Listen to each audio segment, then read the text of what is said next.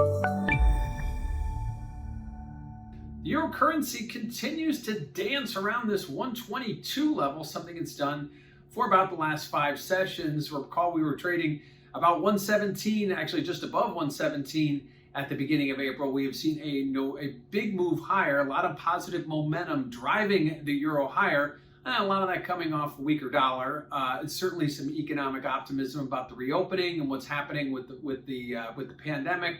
But certainly now we've come to a point where we aren't seeing that momentum push us any higher. We've actually seen a sideways trade, possibly the market waiting for that next catalyst moment, whether it's an announcement, whether it's some kind of economic breakthrough, or is this going to be the top in the short term and things turn around? There's still a lot of questions out there, but certainly the weaker dollar has been the fuel here that's pushed it higher. If you look at what's trading between the pound and the euro has underperformed. So this isn't about the European economy itself. It's more about trading off the dollar. Taking a step back even further, you got to go back to the beginning of the year, really, when things were much higher. So we've hit this 122 and a half level before a few times. Haven't seen a sustained trade like we have today, but certainly we were much higher at the beginning of the year, spent much of the first 3 to 4 months trading lower. Now we've seen a big bounce, or at least a bounce.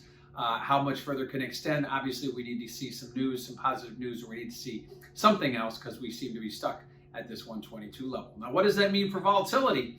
Well, check out that CVol index over at cmegroup.com.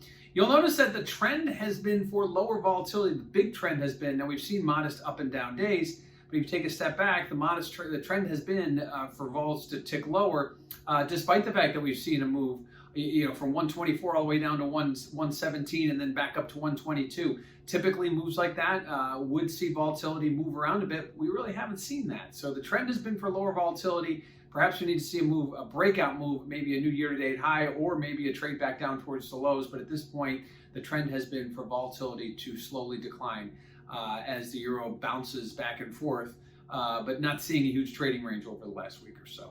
Lastly, what do we have with positioning? Well, those speculators have been adding to their long positions, helping some of this positive momentum. Now, they were late to the game. The beginning of April is when we saw this rally begin. We didn't see speculators adding back to their longs until about the middle of April, so they missed the first 2 weeks, but certainly a big part of this rally comes as they've been adding to their longs, and we haven't seen them exit yet. That could be a catalyst, that could be a canary in the coal mine if we start to see speculators getting out.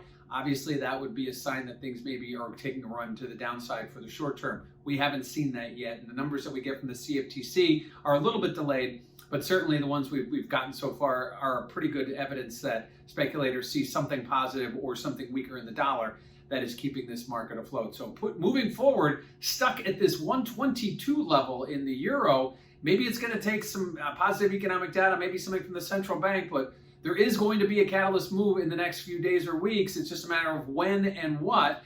And keep an eye on those speculators. They tend to be a good sign as to when things turn or if they're going to continue in the same direction.